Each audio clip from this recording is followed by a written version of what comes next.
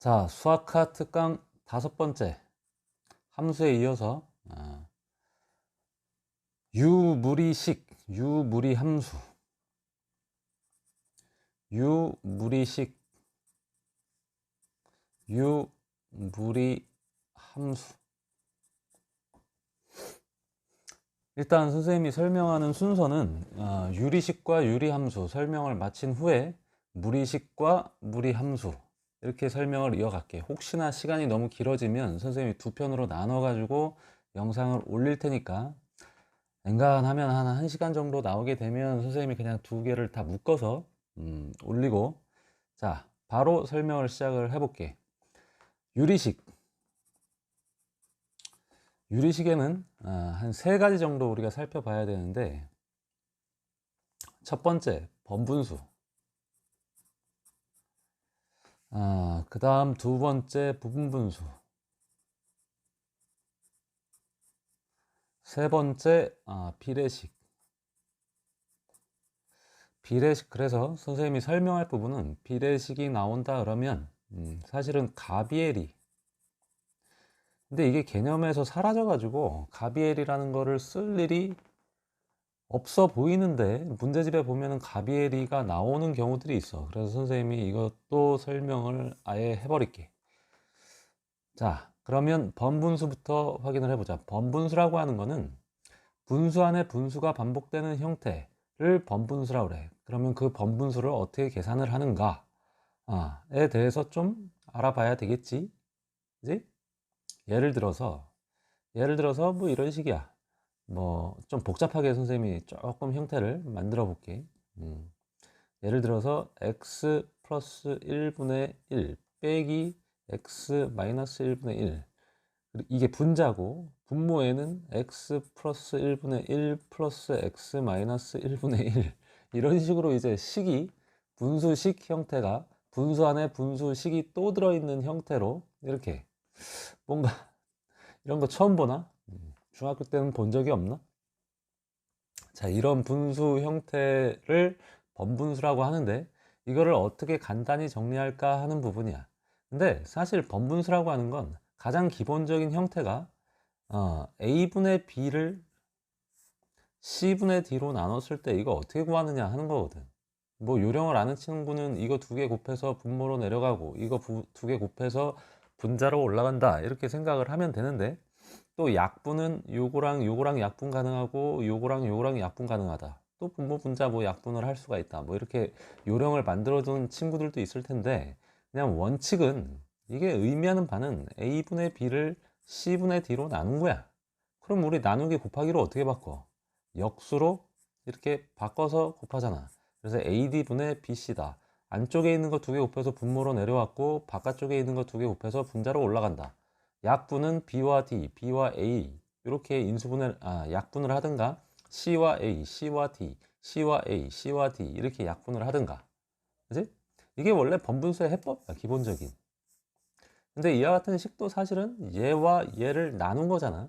그러니까 역수로 곱해주는 거야. 근데 이거를 이런 방식으로 하면 시간이 훨씬 더 오래 걸려. 그래서 선생님은 어떻게 하냐면 분모 분자에 동일한 식을 아예 곱해버려. x 플러스 1, x 마이너스 1. 그러니까 분모가 통분됐을 때 나오는 식을 분모 분자에 똑같이 곱해버리는 거야. 그러면 얘가 이쪽에 통째로 곱해질 때 약분이 쉽잖아. 그지? 번분수를 파괴하는 방법이야. 이렇게 곱했을 때 x-1이고, 또 이렇게 곱하면 x 플러스 1인데 빼기니까 이렇게 되는 거고, 분자는. 그리고 이게 곱해져도 아무 상관이 없는 게 1을 곱했기 때문에 그래. 분모 분자에 동일한 식을 곱했으니까 아무 상관이 없어. 그럼 이것도 이쪽으로 곱해지게 되면 x-1이 아니라 x-1 플러스 x 플러스 1 이렇게 정리가 되겠지. 그럼 이제 정리해보면 돼. 이거 지워지고, 이거 빼면 마이너스 2고, 이거 지워지고, 아니네, 안 지워지네, 2x네. 1과 마이너스 1이 지워지지. 그러니까 마이너스 x분의 1이 최종적으로 이 식을 간단히 정리했을 때 식이야. 이런 식을 이제 번분수를 어떻게 파괴하는지 하는 부분에 대해서 선생님이 설명을 해봤어. 근데 이제 문제집에 보면 어떤 번분수들도 나오냐면, 분수를 분수 형태로 계속 찢는 이런 형태의 문제가 나오는데, 예를 들어서 선생님이 이런 형태를 한번 보여줄게. 11분의 한 16? 이게 될라나 모르겠네. 11분의 16 정도? 이거를 정수 더하기 분수꼴로, 또 정수 더하기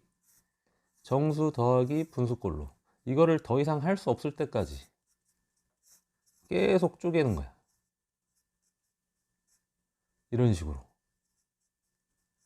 땡땡땡땡땡 이런 식으로. 그럼 어떻게 될까? 일단 얘는 1 더하기 11분의 5잖아. 근데 그 분자를 1로 바꾸려면 어떻게 하면 돼?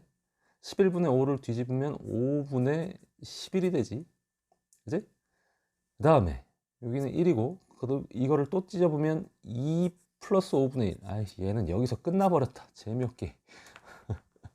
그러니까 11분의 16이라고 하는 값을 1 플러스 2 플러스 5분의 1분의 1로 바꿀 수 있다는 거야. 그래서 보통 이게 문제가 어떻게 나오냐면 a 플러스 이렇게 a, b, c 값을 각각 구하여라, 또는 a, b, c의 합을 구하여라, 뭐 이런 문제. 이거 어떻게 하면 좀 더 늘리지? 이게 a, b, c, d, e까지 나올 수도 있는데 한 번만 숫자를 선생님이 더 예를 들어볼게. 아씨, 이거 어떻게 해야 이게 많이 들어갈까나? 11분의 16? 그러면 이번에는 얼마로 갈까? 11분의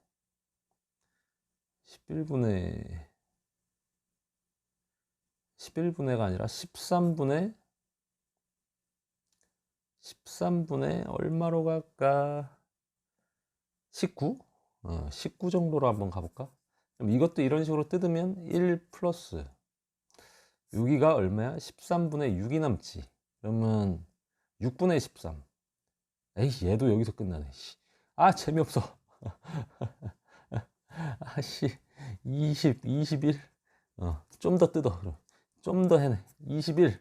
이름 제발 좀 더 가보자. 1 더하기 13분의 8. 13분의 8 뒤집으면 8분의 13. 그러면 1 더하기 8분의 5가 되고, 한 번 더 간다. 1 더하기 얘는 뒤집으면 5분의 8이니까 5분의 8은 1 더하기 5분의 3. 어이, 또 된다. 아싸. 그러면 얘는 뒤집으면 1, 3분의 5니까 1 더하기 3분의 2. 어이, 또 돼. 3분의 2는 뒤집으면 2분의 3. 그러면 1 만들고 2분의 3은 1 더하기 2분의 1. 아, 좋았어. A, B, C, D, E, F까지 만들 수 있는 이런 재밌는 문제가 돼버리네.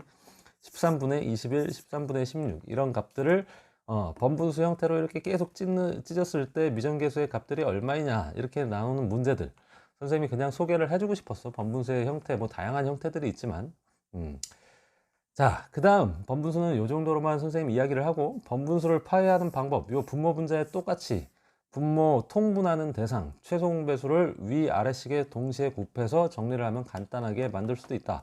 그리고 이와 같은 유리수를 번분수 형태로 뜯는 방법에 대해서 이야기도 해줬고, 이렇게 번분수의 가장 기본 원형이 되는 요것도 어떻게 계산을 하는지 요령까지도 이야기를 해줬어. 그 다음 부분분수가 있는데, 부분분수는 이거의 상위 개념은 분수식이야. 분수식. 이게 나중에 미적분할 때 책에는 안 나올라나?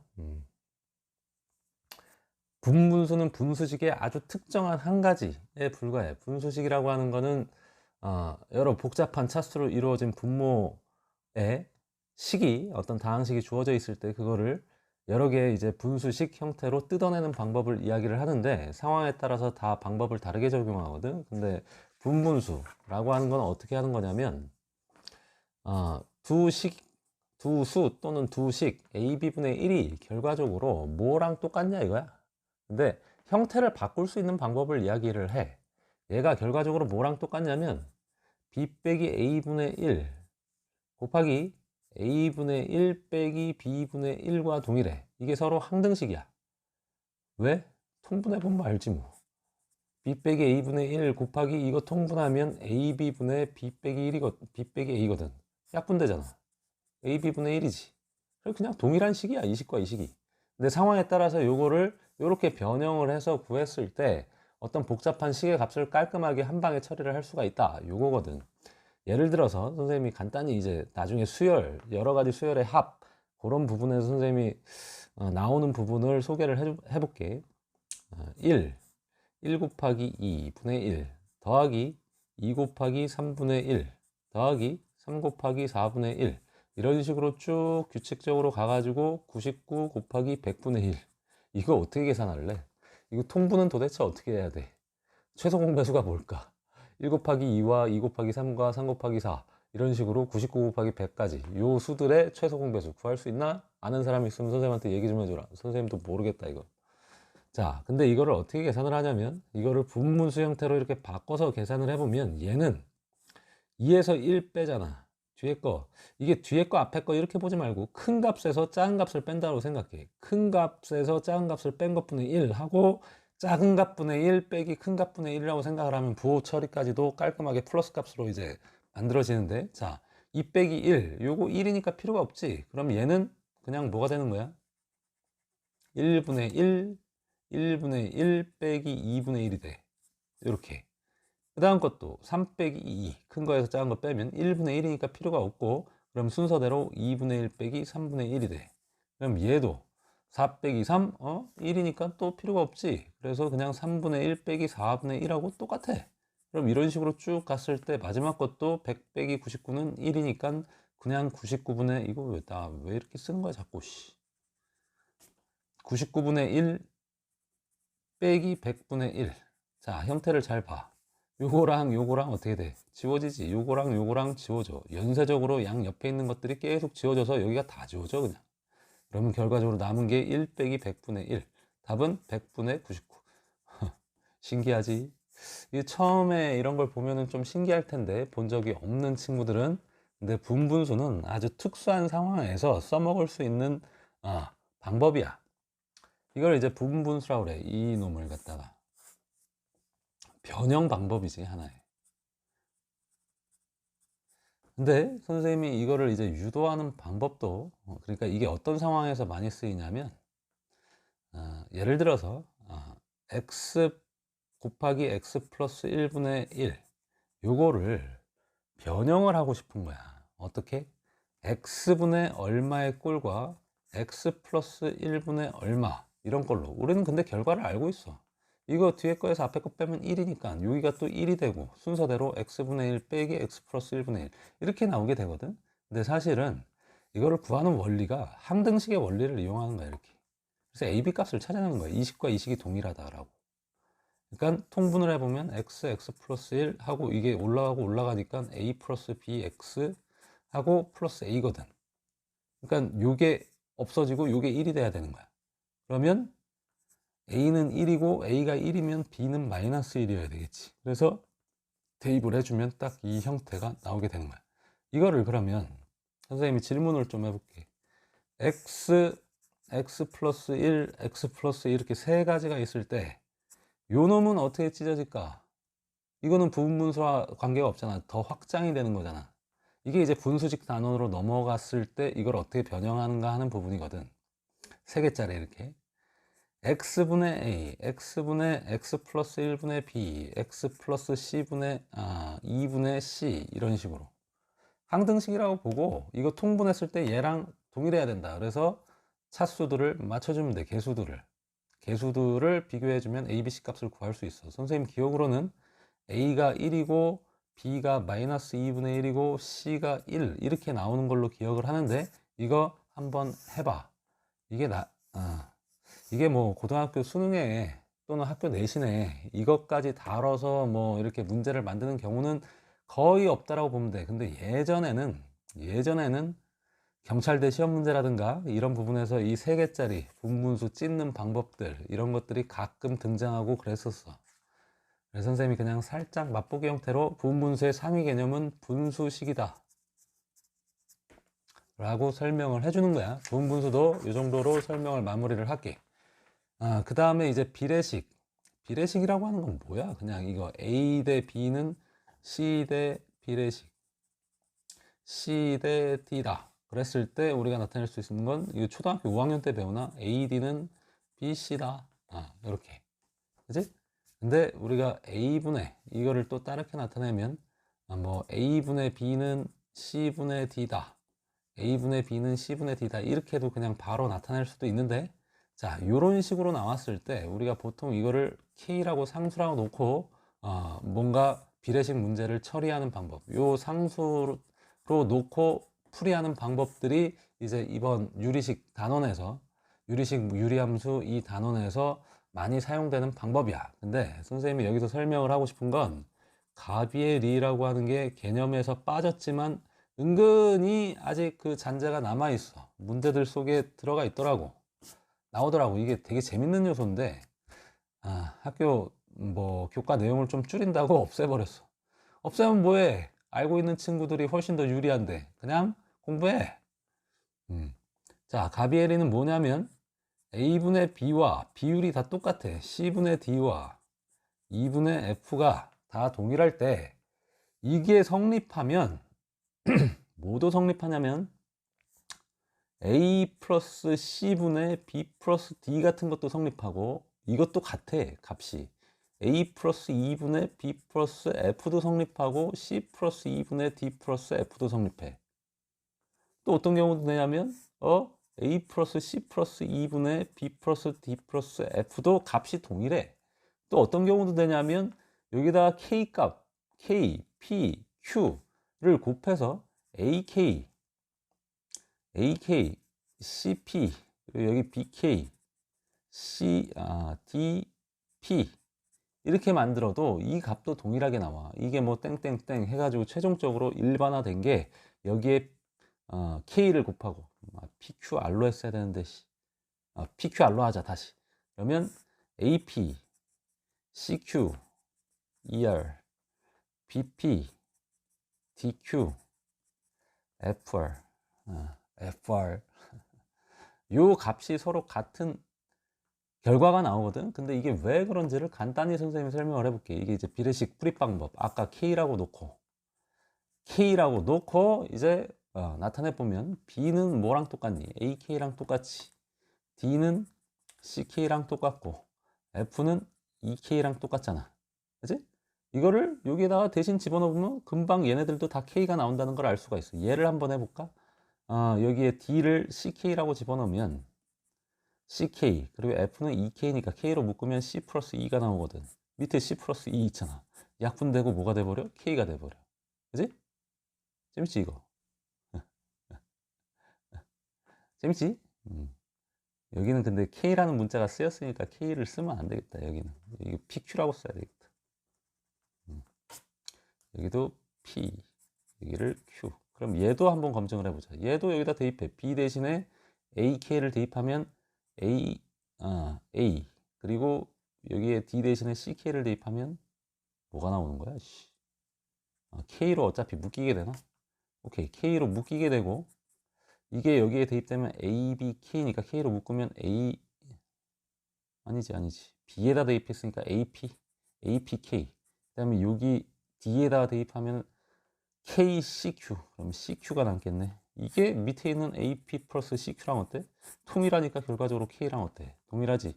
얘도 그러면 얘도 당연히 이거를 여기다 다 대입을 해보면 K로 묶여서 AP, CQ, 2열 그래서 밑에 있는 부분하고 동일해. 그래서 K가 나온다는 걸 확인할 수 있어. 그러면 우리가 이런 식이야. 실전에서 실전이 아니라 실전은 뭐 식으로 나오는 경우들이 많을 텐데 문자로 나오는 경우들이 많을 텐데 다음과 같이 미정계수를 포함시켜서 문제를 만드는 경우가 많을 텐데 그냥 숫자로도 한번 확인을 해보자. 예를 들어서 2분의 1은 뭐 3분의 6하고 똑같고 아니다 6분의 3 또 헛짓거리 할 뻔했어. 6분의 3 똑같고 또 뭐 10분의 5랑도 똑같잖아. 근데 이게 뭐랑 같다는 얘기야? 이거 다 더한 거 18분의 이거 다 더한 거 9 이게 다 2분의 1이지 지금. 이것도 2분의 1 나와 안 나와? 나오지. 여기다 2배를 해볼까? 2배를 하고 다 더해보자. 4, 12, 20 위에다가는 3배를 해서 더해보자. 오케이? 그게 아니다 그게 아니라 이렇게 배수를 여기를 똑같이 여기는 2를 곱하고 그러면 4분의 2 여기는 3을 곱해보자. 18, 9 여기는 4를 곱해볼게. 40, 20 이것도 2분의 1이 나오나 볼까? 22에 40 더하면 62. 여기는 20에 11 더하면 31. 이것도 2분의 1이 나오지. 이게 된다니까. 이거를 가비에일이. 선생님은 이거를 10년이 넘게, 고등학교 이후 한 10년이 넘게 가비라는 게 사람의 이름인 줄 알았어. 보통 수학 공식 만들 때 만들잖아. 가비. 왠지 일본 사람이야? 중국 사람이야? 아니 프랑스 사람이요? 가비에리. 왠지 뭔가 있어 보이는 사람의 이름인 줄 알았는데 그게 아니야. 그냥 한자야. 더할까 곱할 비. 비율할 때 그 비. 리는 이치리자. 그러니까 덧셈과 곱셈의 이치. 비율의 이치. 아이 젠장. 그 뜻이야. 지금은 교과서나 개념서에 잘 소개가 안 되지만 알아두면 굉장히 좋은 무기야. 이거 재밌어. 자, 이렇게 해서 유리식까지 선생님이 설명을 마치고 지금 한 20분 정도가 흘렀는데 유리함수는 설명할 게 꽤 많아. 오케이, 선생님 잠깐 쉬었다가 유리함수 개념을 이어서 설명을 해줄게. 자, 유리식 개념에 이어서 유리함수에 대해서 살펴볼게. 자, 우리가 함수를 공부한다. 우리가 여태까지 배웠던 함수의 종류는 1차 함수, 중학교 2학년 때, 물론 중학교 1학년 때 비례, 반비례, 정비례, 반비례 함수에 대해서도 배웠지만 1차 함수, 2차 함수, 중학교 때 배운 함수가 고등학교 때도 1차 함수, 2차 함수 또 배워. 이거를 이제 고차 함수까지 가게 되면 고차 함수, 3차 이상의 함수를 고차 함수라고 하는데 이게 다 뭐냐면 이게 다항함수야. 그러니까 x의 뭐 a제곱, x의 b제곱, x의 c제곱 뭐 이런 식으로 x의 k제곱까지 이렇게 갔을 때 여기에 개수들이 이렇게 붙어 있고 이런 함수의 형태를 우리가 다항함수라고 하는데 단 a, b, c, k는 다 모여야 되냐면 거꾸로 아까 이렇게 표현을 할까? x의 0제곱, x의 1제곱, x의 2제곱 뭐 이런 식으로 에이 이게 0일 수도 있는 거니까 에이 이렇게 에이 이것도 별로 마음에 안 드는데 아무튼 이런 형태의 꼴로 나타내어지는 근데 얘네들은 음이 아닌 정수 이 조건을 만족시키는 이런 꼴의 함수들을 전부 다 다항함수라고 그래. 그러니까 fx는 x세제곱 플러스 2x제곱 플러스 루트 x? 2 루트 x 마이너스 3 뭐 이런 식으로 나왔다 그러면 이건 다항함수가 아니야 이거는. 왜냐하면 루트 x라고 하는 거는 이거는 정수지수가 아니거든. 이거는 분수지수거든. 2분의 1제곱이거든. 그래서 학생들이 이거를 다항함수라고 생각을 하는 경향도 있는데 예를 들어서 또 x 플러스 1분의 1 뭐 이런 것도 다항함수 아니에요 라고 생각을 하는 경우도 있는데 이거는 아니야. 이거는 분수함수야. 이거는 정확히 말하면 이거는 분수함수라고 표현을 해야 돼. 그러니까 마이너스 지수가 나오는 거. 그러니까 우리가 배운 함수는 사실은 1차, 2차 이거에 대해서 자세하게 지금 몇 년 동안 배웠고 수학상에서 이거를 다 마무리를 했고 방정식 이론, 2차 함수에 관련된 근각계수와의 관계부터 뭐 항부등식, 개념 부등식, 그리고 연립부등식, 뭐 또 뭐 근해분리까지 공통근 근해분리까지도 다 이야기를 한 거야. 방정식 이론, 2차 함수에 대해서. 근데 요구에 이제 고차로 넘어가면 이걸 통칭해가지고 다항함수라고 얘기를 하는데 여태까지 배웠던 함수는 다항함수밖에 없어. 근데 처음으로 다항함수가 아닌 함수가 나오는 거야. 유리함수, 이제 무리함수. 앞으로 배울 함수의 종류는 다항함수와 유리함수, 무리함수, 그리고 지수, 로그함수, 지수함수, 로그함수, 그리고 삼각함수, 그리고 자연상수 2를 포함하는 자연상수를 포함하는 초월함수. 이거는 이제 미적분에서 다루게 될 거고 우리가 배우는 함수의 종류는 이 정도가 다야. 이 정도가 다고 이제 좀 복잡하게 이게 서로 혼합되는 함수들까지 다루는 게 이제 전부거든. 이거 말고 이거 이외에 이제 함수는 없어. 도형의 방정식은 기백에서 뭐 포물선의 방정식, 타원의 방정식, 쌍곡선의 방정식 이런 것까지 나오지만 함수는 여기까지야. 그래서 이게 순차적으로 이건 수학 하에 나오고 이건 수학 원에 나오는 함수, 이거는 미적분에 이제 나오는 함수야. 그래서 이거를 자유자재로 이제 극한, 함수의 극한, 미적분까지 이제 활용을 하는 도구, 그 개념을 적용하는 도구로 이제 사용될 녀석들이야. 물론 이 함수에는 다 연결된 개념들이 방정식, 부등식, 연립방정식, 연립부등식이 다 연결돼 있어. 그러니까 유리함수, 무리함수가 있으면 유리방정식, 무리방정식도 있고 유리, 무리, 부등식. 근데 그 개념은 다 사라졌어. 지금 고등학교 수학 과정에서. 지수방정식, 지수부등식, 지수연립방정식, 지수로그방정식 이거는 나와. 삼각함수도 마찬가지. 삼각방정식, 삼각부등식, 삼각연립방부등식 다 나오는 개념이다. 어쨌든 앞으로 배우게 될 함수들인데 이게 수원에 이제 다 몰려 있더라고. 그러니까 함수를 수원까지만 공부해도 고등학교 때 배우는 함수의 종류는 거의 대부분 다루게 된다. 근데 그래프를 그리는 파트는 이런 삼각함수를 포함한 여러 복잡한 식의 그래프를 그리는 부분은 완성되는 게 미적분까지 공부를 해야 완성이 될 거야. 어쨌든 선생님이 지금 설명하려는 거는 유리함수, 무리함수고 요 부분에 대해서 설명을 이제 자세히 들어가 볼게. 우리가 2차 함수를 배울 때에도 기본형이 있었고 일반형이 있었고 일반형 표준형이 있었어. 표준형을 먼저 쓰자. 1차 함수, 2차 함수를 배울 때에도 표준형, 뭐 사람 이름 같은데? 일반형.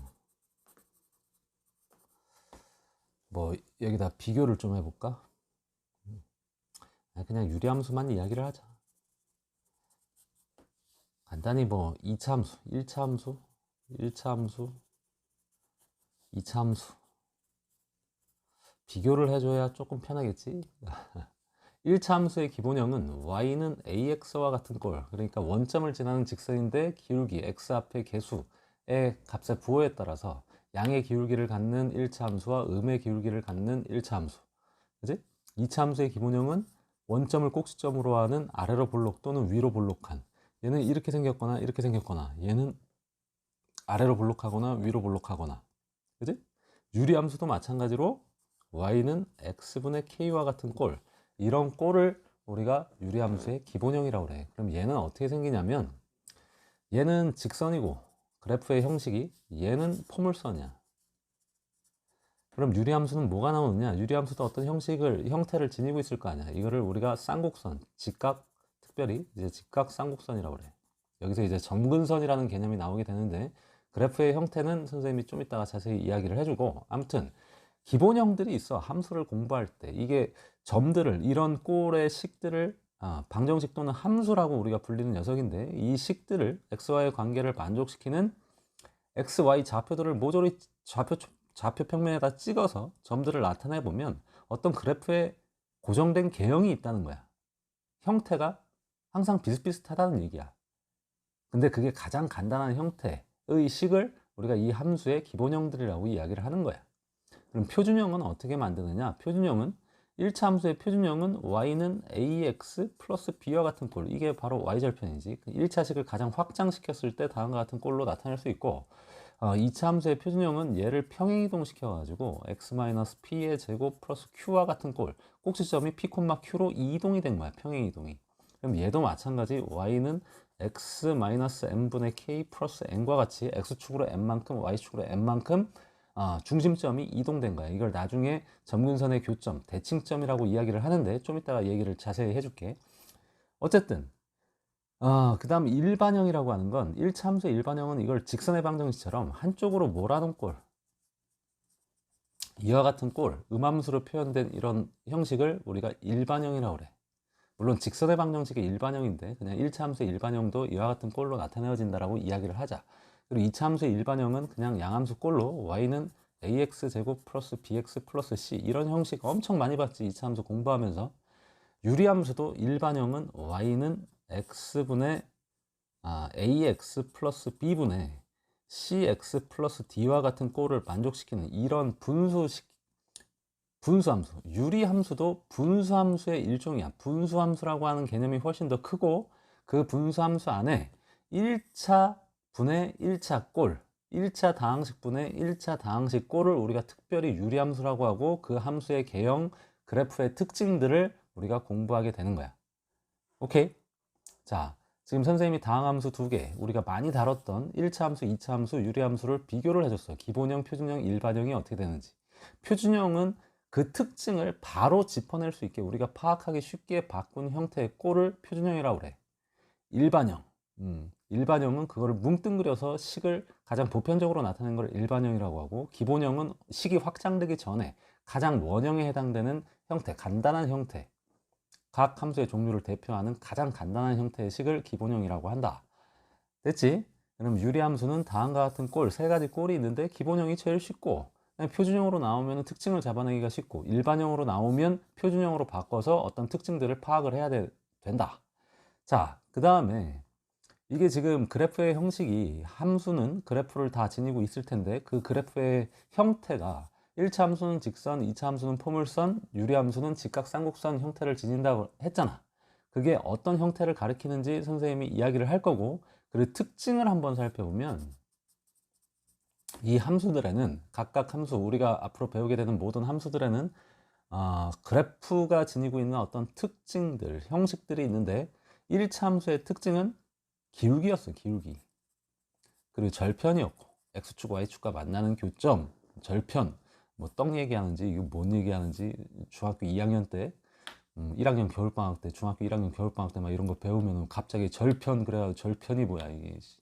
마디절, 조각편, 뭐 해가지고 끊어진, x축, y축에 의해서 끊어진, 만나는 절점을 우리가 절편이라고 한다. 그리고 기울어진 정도를 나타내는 기울기, x 증가량분의 y 증가량, 이런 것들을 우리가 기하학적인 어떤 그래프의 특징들을 배웠었단 말이야. 1차 함수만이 가지고 있는 특징이야. 2차 함수에는 기울기라는 개념이 없어.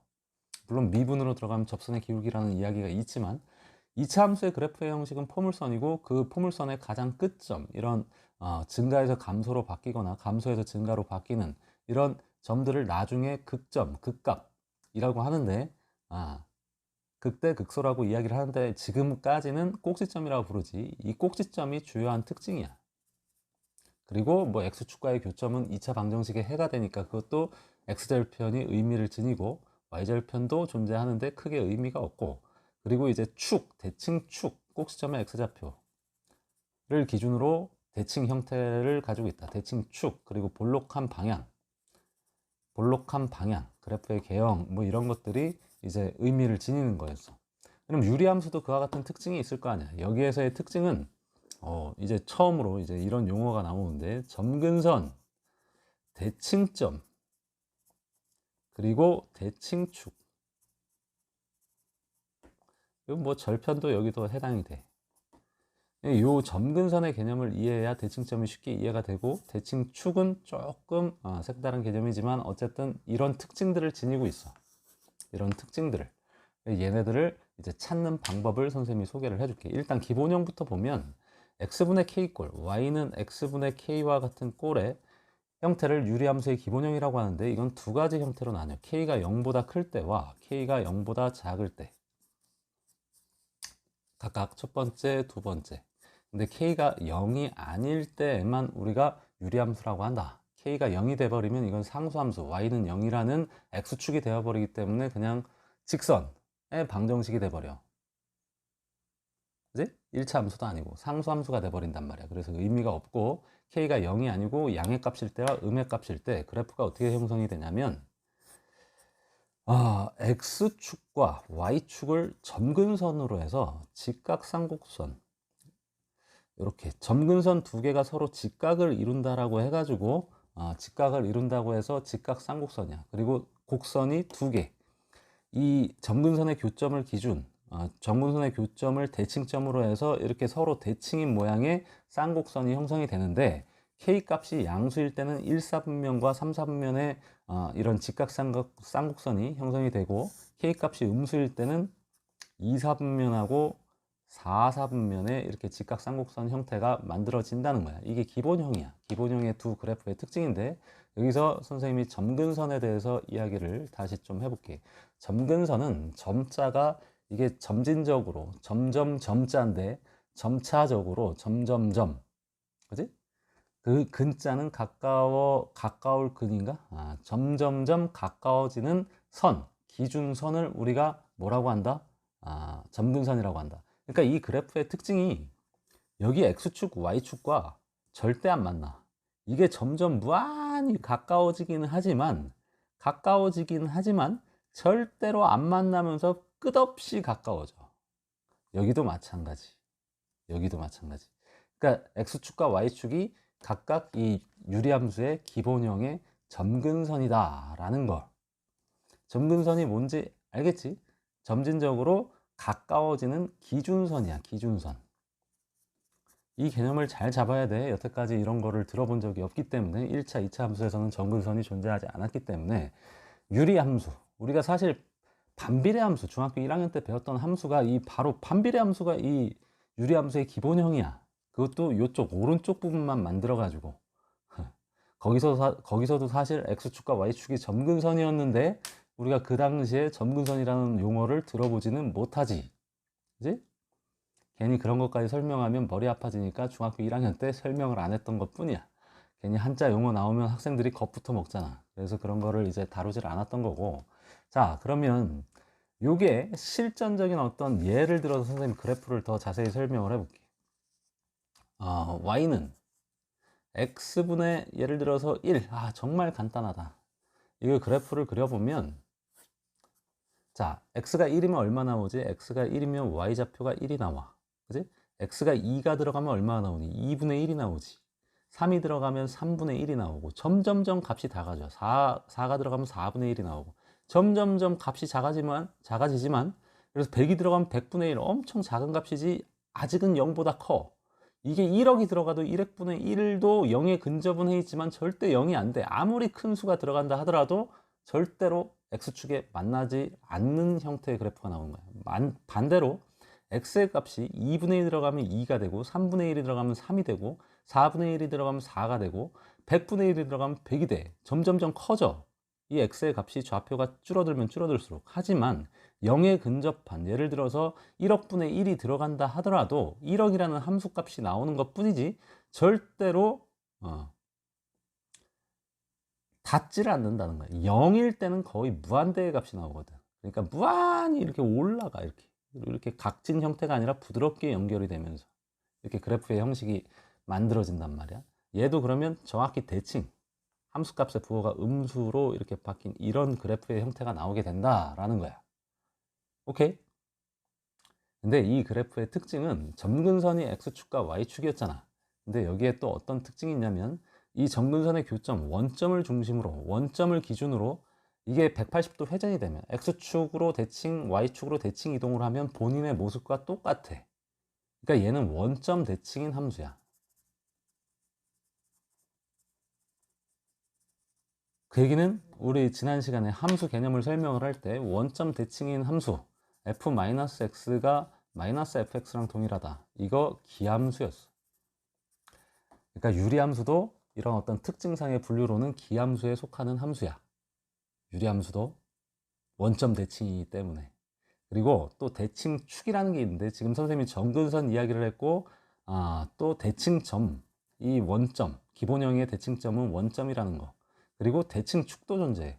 얘가 y는 x라는 45도로 기울어져 있는 이런 직선에 대해서, 또 y는 x라는 이 135도, x축의 양해방에 대해서 135도 기울어져 있는 이런 두 개의 직선에 대해서 y는 x와 y는 x에 대해서 얘를 기준으로 딱 보면 이거 두 개가 완전히 겹쳐. 그러니까 대칭이야. 또 y는 x에 대해서도 대칭된 형태를 지니고 있단 말이야. 그래서 이 둘을 우리가 뭐라고 부르느냐? 대칭축이라고 불러. 아까 유리함수의 특징에는 점근선, 그리고 대칭점, 그리고 대칭축이 있다라고 했지. 그 다음에 뭐 각 절편들도 이제 나오게 되는데 표준형 일반형으로 넘어가면 어쨌든 여기까지 선생님이 점근선, 대칭점, 대칭축까지 설명을 했어. 그럼 이거는 이제 기본형에 대한 부분이고, 이제 표준형으로 넘어가면 어떻게 되느냐. 자, 이거를 평행이동하는 거야. 평행이동. X축으로 얼마, Y축으로 얼마. 선생님이 임의로 값을 잡아볼게. X-3분의 1 플러스 2다. 그럼 얘는 X축으로 얼마만큼? 이건 도형이니까, 함수도 도형의 방정식이니까 X 빼기 3이 대입됐다는 얘기는 X축으로 3만큼, 또 Y 빼기 2가 대입됐다는 얘기는 Y축으로 2만큼 평행이동을 시킨 거야. 그러면 이 그래프가 어떻게 바뀌느냐. 얘랑 생김새는 똑같아. 이 곡률은 동일해. 점근선도 동일하게 직각삼각선을 이루게 되는, 그래프의 형태도 직각삼각선을 이루는데 단 무엇만 바뀌는 거야? 대칭점의 위치와 대칭축의 위치가 바뀌는 것 뿐이야. 점근선의 위치랑. 평행이동이 그대로 이루어졌으니까 점근선의 위치가 3, x는 3과 y는 2로 바뀌는 거야. x는 3, y는 2의 이 점근선이 형성이 되고 대칭점도 이렇게 이동이 된 거야.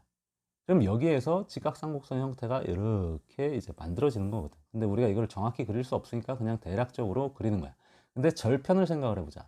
x가 0일 때 y의 값이 바로 y절편이고, y가 0이 될 때 x의 값이 x절편이지. 그러면 y절편을 찾아보면 여기 x에 0을 대입했을 때 이게 3분의 6이니까 3분의 5가 돼.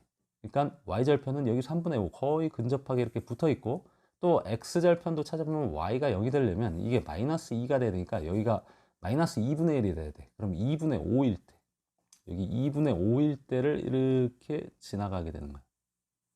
그래서 얘도 역시나 이 대칭점을 기준으로 서로 180도 회전시키면 완전히 동일해. 일치해.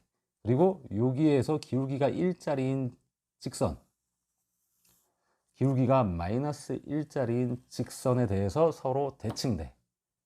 그러니까 점근선이 뭐가 된 거야? 점근선이 x는 3과 y는 2가 점근선이 된 거고 각각, 그리고 대칭점은 뭐가 된 거고, 대칭점은 3,2가 바로 대칭점이 된 거고, 그 다음에 대칭축이라고 하는 건 x축으로 얼마만큼? 3만큼, y축으로 2만큼 평행이동이 된 대칭축이야. 그러니까 y는 x와 y는 마이너스 x를 평행이동을 시켜. x축으로 3만큼, y축으로 2만큼. 그럼 y는 x 마이너스 3, x축으로 3만큼 평행이동 시켜야 되니까, 또 y축으로 2만큼 평행이동 시켜야 되니까 플러스 2. 그래서 y는 x 마이너스 1. 요 놈이 바로 요 직선의 방정식이 요거야. 그 다음에 요 놈은 y는 마이너스 x를 x축으로 3만큼, y축으로 2만큼이니까 이렇게. 그래서 y는 마이너스 x 플러스 5. 요게 바로 요 대칭축인 거야. 그러니까 점근선, 대칭점, 대칭축이 평행이동에 의해서 다 변형이 된 거야. 평행이동된 양만큼 원점이 3,2로 대칭점이 이동이 됐고, 점근선도 각각 x는 3과 y는 2로 이동이 됐고, 대칭축 역시, 점근선, 대칭축 역시 평행이동을 시켜주면 된다. 기본형의 대칭축을 그대로 평행이동된 양만큼 이동시켜주면 된다. 오케이? 이해되나? 그래서 이제 이런 꼴, 표준형으로 나오는 꼴은 K값의 부호에 따라서 1, 3, 4분면으로 방향을 잡을지, 아니면 2, 4, 4분면으로 방향을 잡을지 결정해 준 다음에 평행이동된 양을 따져서, 기본형에서 평행이동된 양을 따져서 점근선의 위치를 조정해 주면 된다, 이거야. 오케이? 자, 그러면 이게 이제 또 이제 뭉뚱그려지면, 잘 봐. 방금 전에 했던 걸 가지고 이야기를 해볼게. x-3분의 1 플러스 2였잖아. 근데 이거를 그냥 이렇게 제시해주면 쉬운데, 이거를 통분해놔. x-3분의, 요게 x-3분의 3분의 2x-6이니까 더하게 되면 2x-5야. 요렇게 나오는 꼴을 우리가 뭐라고 하느냐, 이거를 유리함수의 일반형이라고 그래. 일반형. 그럼 이것만 바라보고 우리가 그래프를 그릴 수가 있을까? 없어. 이거를 뭘로 바꿔야 돼? 표준형으로 바꿔야 얼마만큼 평행이동이 됐는지를 직관적으로 파악할 수가 있다라는 거야. 그럼 이 바꾸는 방법에 대해서 알아봐야 되겠지. 일반형을 표준형으로 바꾸는 방법에 대해서 알아봐야 돼. 그러면 어떻게 바꾸느냐? 자, 봐봐. 이거를 통분되어 있는 거를 찢는 방법이야. 이걸 누가 옛날에 2PM 노래 허트비트, 헐빛, 그거 가지고 얘기를 하던데, 선생님 이거 heartbeat이에요 막 이렇게 얘기를 하던데, 자 봐, x-3분의 이거 x 앞에 개수가 2지 2로 묶은 상태에서 분모랑 똑같은 식을 여기다 억지로 이렇게 집어넣어. 자, 그 다음에 플러스 얼마 보정을 해주는 거야. 이게 전개되면 2x-6이지. 근데 원래 식은 2x-5였으니까 플러스 1을 해주면, 그지? 동일한 식이잖아. 이 상태로 찢어. heartbeat, 하트 모양. 아, 유치해, 씨. 나 이런 거 안 해. 학생이 와가지고 선생님한테 얘기해 준 거야. 어디선가 주워 들었겠지. 학교 선생님이든 누구든 이런 유치한 발상을 해냈겠지. 나는 별로 안 좋아해. 아무튼 이렇게 찢으면 그만이야. 이렇게 찢으면 그만인데, 자, 요거는 이제 정수가 안 나오니까 x-3분의 1 더하기 요거는 이제 요거분의 요거잖아. 약분이 되지. 그래서 플러스 2란 말이야. 그러면 아까 했던 대로 기본형이 뭐야? 기본형이 y는 x분의 1인데 이거를 x축으로 3만큼 y축으로 2만큼 평이동을 했으니까 다 이제 점근선의 위치도 알 수가 있고 대칭점의 위치도 알 수가 있고 대칭축도 구할 수가 있어. 그지? 근데 절편을 찾을 때는 이게 x가 0일 때 y값 찾기 어렵지 않지. 또 y가 0일 때 x값은 아까도 봤지만 요게 마이너스 2가 돼야 된다. 그럼 여기가 마이너스 2분의 1이 돼야 된다. 그래서 x가 2분의 5일 때 y가 0이 나온다. 이렇게 찾을 수는 있지만 훨씬 더 직관적으로 찾기 좋은 거는 그냥 이 식일 때 더 편해. 이렇게 일반형으로 나와 있을 때 절편 찾기는 훨씬 더 편하다. x가 0이면 그냥 y는 3분의 5, 마이너스 3분의 마이너스 5니까 그냥 3분의 5. 그럼 y가 0이 될 때 x는 얼마이냐? 이게 y가 0이 되려면 이 오른쪽이 0이 돼야 되는데 그 얘기는 분모는 0이 아니면서 분자가 0이 돼야 돼. 그럼 분자가 0이 되려면 2분의 5면 그만이잖아. 훨씬 더 절편을 찾기가 쉽다라는 거야. 오케이? 일반형을 표준형으로 바꾸는 방법에 대해서 선생님이 설명을 했는데 한 번 더 보여줄게. 이거 학생들이 못할 수가 있으니까. y는 예를 들어서 x 플러스 2분의 3x 플러스 5와 같은 이와 같은 유리함수 일반형이 제시가 됐어. 근데 이거를 점근선의 위치를 찾기 위해서 표준형으로 바꿔야 된다. 어떻게 하라고? x 플러스 2로 형태를 묶으라고 이렇게. 그리고 나서 이게 전개되면 x 플러스 6이니까 5가 되려면 마이너스 1이어야 되겠지. 오, 이거 요렇게 나온다. 그지? 그럼 얘는 x분의 마이너스 1이라는 요 반대쪽 방향의 직각삼각선이 생기는 녀석을 점근선의 위치를 어떻게 바꾼 거야? 2,3의 위치로 이렇게 바꿔서 여기에 하나 이렇게 생긴 거야. 그럼 절편은 어떻게 찾는다고? 이 상태에서 x가 0일 때 2분의 5가 x절편, y가 0이 되려면 분자가 0이니까 마이너스 3분의 5. 뭐야 씨. 어? 마이너스 3분의 5, 0이 나와야 되는데.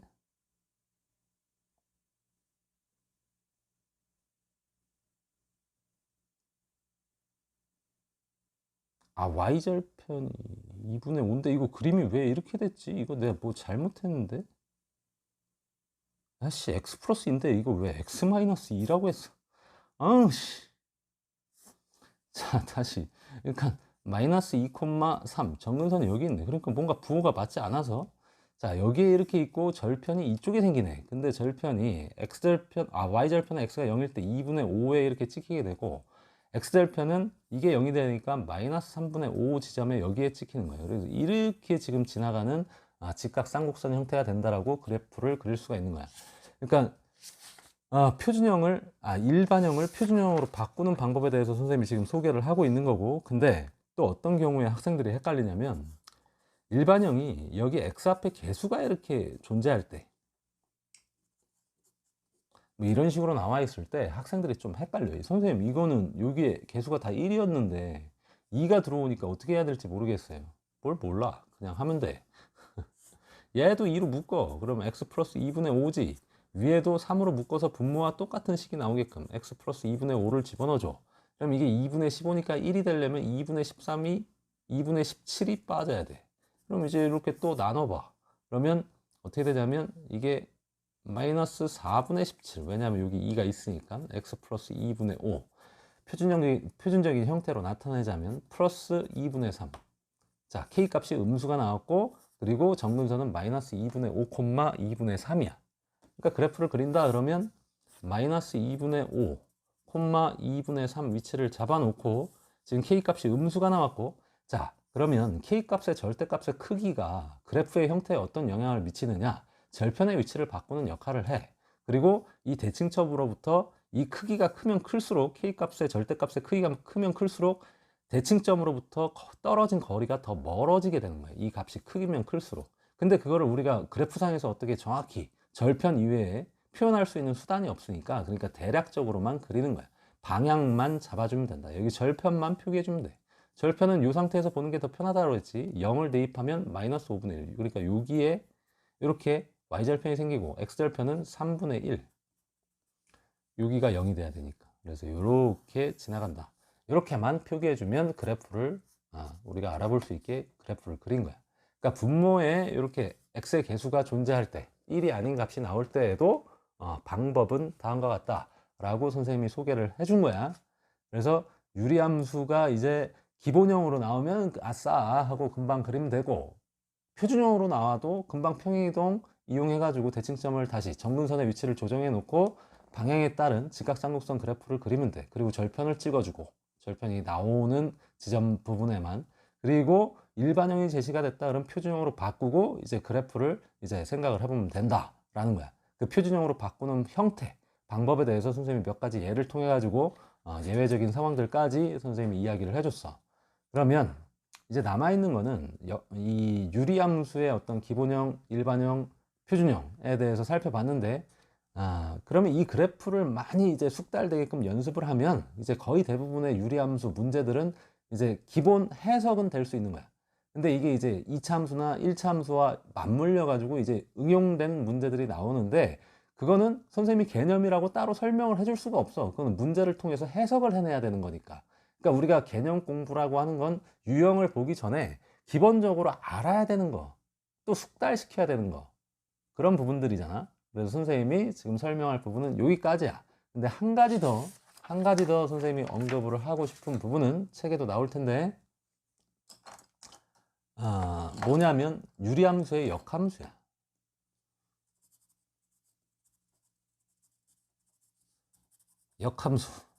역함수들이 존재했지. 유리함수도 1대1 대응함수거든.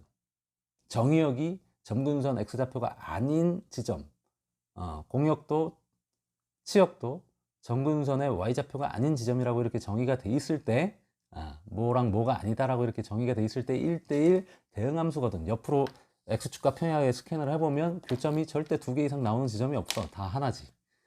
그래서 얘도 역함수가 존재하는데, 역함수를 찾아보자 한번. 예를 들어서 2x 플러스 3분의 마이너스 x 플러스 5라고 이렇게 선생님이 유리함수의 일반형을 만들었어. 그럼 이거의 역함수를 찾는 방법은, 역함수 어떻게 만든다고? x랑 y의 위치를 바꾸는 거였잖아. 그치? 그러면 이렇게 돼. 그럼 역함수를 찾는 방법은 이걸 다시 y로 묶어내면 되는 거지. 자, 넘겨서 y로 묶어보자. 이렇게 되고, 이렇게 되니까 y를 지니고 있는 게 여기 2x가 있고 얘가 넘어오면 플러스 1이 돼. y가 없는 애, 요거 3x인데 넘어가면 마이너스 3x 플러스 5가 되고, 그래서 y는 2x 플러스 1분의 마이너스 3x 플러스 5다라고 이렇게 만들면 이게 바로 이놈의 역함수야. 그치? 그럼 매번 이렇게 일반형으로 주어질 때마다, 또는 표준형으로 주어지면 일반형으로 거꾸로 다시 묶어서 이렇게, 그냥 xy 위치 바꾸고 조정을 하면 되는데, 이 과정이 귀찮잖아. 오래 걸린단 말이야. 물론 그냥 이거 다 계산 빠르니까 할 수 있어. 빠르게 하면 돼. 이 정도 뭐 시간 괜찮아 이렇게 생각할 수도 있어. 선생님도 예전에 학생 때 거의 그런 식으로 접근을 했어. 공식 외우기 싫어가지고 이거 외울 필요 뭐 있어? 그냥 하면 되지 이렇게 생각하고 접근을 했어. 물론 그래도 돼. 원래 수학이라는 건 그렇게 접근을 해야 되는데, 이게 공식의 형태가 의외로 굉장히 쉬워. 그래서 이제는 선생님이 권장을 하는 게, 이 공식 형태를 기억해서 써먹으려고 아예 마음을 바꿔라. 긍정적으로 생각해. 이 정도 공식은 우리 아주 쉽게 외워서 써먹을 수가 있다. 자, 일반화 시켜볼게. ax 플러스 b분의 cx 플러스 d 이렇게 주어져 있을 때 이 함수의 역함수는 어떻게 생기느냐? 아주 쉬워. 얘랑 얘랑은 동일해, 값이. 근데 요쪽이 어떻게 되냐면 C가 B랑 위치를 바꿔. 그래서 bx가 되고 여기가 c가 되는데 9호마저도 다 반대로 뒤집혀. 잘 봐. 여기 2x 플러스 5, 2x 플러스 5 그대로지. 여기 마이너스 1이었는데 요게 넘어오면서 마이너스 3으로 바뀌었어. 요게 부호를 반대로 바꾸면서 위치도 바꿔. 얘는 마이너스 1이었는데 부호 반대로 바꾸면 플러스 1이잖아. 여기가 플러스 1로 바뀌었지. 그래서 공식이야 이게.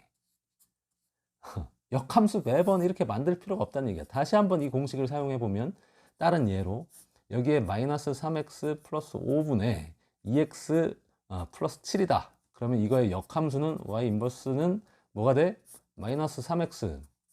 이게 2니까 마이너스 2가 되고 여기가 5니까 마이너스 5x 플러스 7이 된다. 아 금방이지. 이런 거 할 필요 있어 없어? 없지. 원리상 이렇게 xy 위치를 바꿔서 생각을 해야 되지만 그래서 역함수 만드는 공식이 존재한다는 거, 역함수 만드는 공식이 존재한다는 거 재밌는 이야기야. 그래서 이거는 기억을 해뒀으면 좋겠어.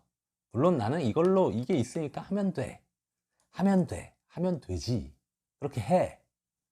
알려줘도 나는 그렇게 마음을 먹었다면 그렇게 해. 근데 선생님이 재밌는 얘기를 해주면 고3 녀석이 와가지고 상담을 하는데 선생님이 물어봤어. 그냥 간단하게. 애가 좀 건너문 것 같아서 야, 너 공부 좀 하는가 보다. 그렇게 뭐 잘하는 듯이 뭐 이야기를 하는 거 보니까. 그럼 선생님이 간단한 기본 지식 좀 물어볼게. 너 정삼각형의 넓이 공식이 어떻게 돼? 한 변의 길이가 a짜리인 정삼각형의 넓이 공식이 어떻게 돼? 그랬더니 벌써 머뭇. 이게 0.5초, 0.01초 만에 그냥 바로 답이 튀어나와야 되거든. 4분의 루트 3 a제곱입니다. 아우 뭐 이런 시덥지 않은 걸 물어보세요. 이런 소리가 나와야 되는데 고3식이나 돼가지고 머뭇 했어. 그럼 이미 선생님은 눈치를 챘지. 이놈의 자식 봐라. 이거 헛공부하고 있네. 이게 안 튀어나와? 2차 함수에서 대칭축이 뭐야? 그러면 x는 마이너스 2분의 b 하고 그냥 바로 튀어나와야 되는데 그게 안 튀어나와. 난 완전 제곱식 바꾸는 방법을 알고 있다 이거지. 웃기는 소리. 고등학교 수학 그렇게 공부했다가는 말도 안 돼. 말도 안 돼 정말. 시간이 없어 그렇게. 얘가 이거 결국 뭐라 그랬는지 알아? 야 이거는 이 정도는 외우고 있어야 되는 거 아니야? 야 너 원의 넓이가 뭐야? 파이 r 제곱이요. 원의 둘레는 2파이 r이요. 그럼 9의 부피는? 에이? 또 머뭇거려. 야 9의 건널비는? 에이? 어이씨. 야 너 원의 넓이 유도해? 안 그러잖아. 너 외우고 있잖아. 왜? 우리 많이 사용하니까. 9의 부피? 9의 건널비? 왜 모르지? 자주 사용 안 하니까 너 까먹은 거잖아. 들어는 봤나? 정삼각형의 넓이를 모른다고? 에라 이놈아. 나는 너를 별로 가르치고 싶지가 않다. 고3식이나 돼가지고 이 기본도 안 된 녀석아. 가라 그냥 집에. 그냥 내 보내버려 선생님. 부모가 옆에 있는데도 불구하고 그냥 면박 주고 내 쫓아버려. 기본이 안 됐거든. 이거를 유도를 하겠대. 중학교 때는 급할 때 이렇게 할 수 있어.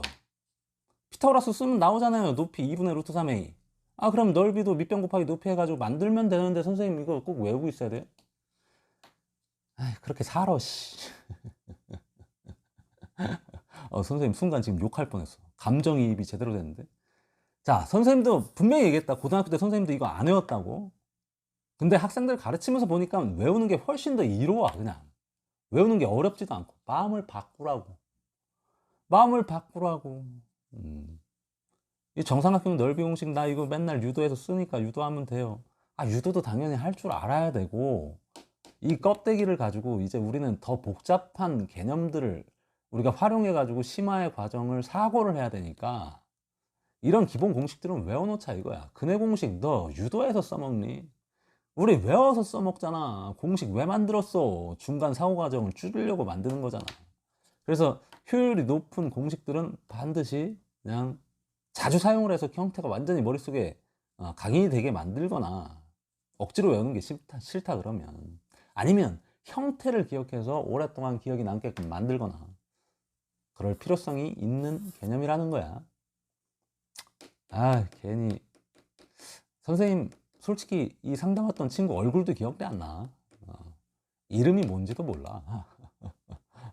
그렇게 잠깐 스쳐가는 인연들은 수도 없이 많아 선생님한테.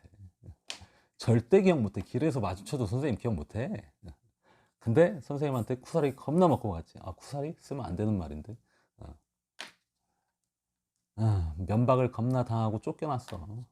공부 그렇게 하면 안 되거든. 거기다 내가 중학교 3학년이면 이해를 해. 고등학교 1학년이거나.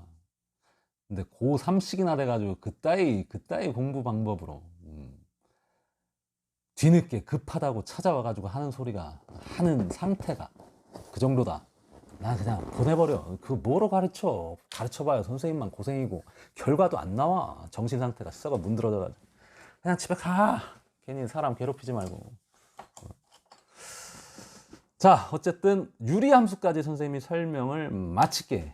그리고 무리식과 무리함수는 아유 이거 너무 길어져서 선생님이 새롭게 강의로 만들어야 되겠다. 그럼 이런 식이면 순열과 조합 부분도 순열 따로 조합 따로 해야 되지 않을까 싶은데, 그러면 봐.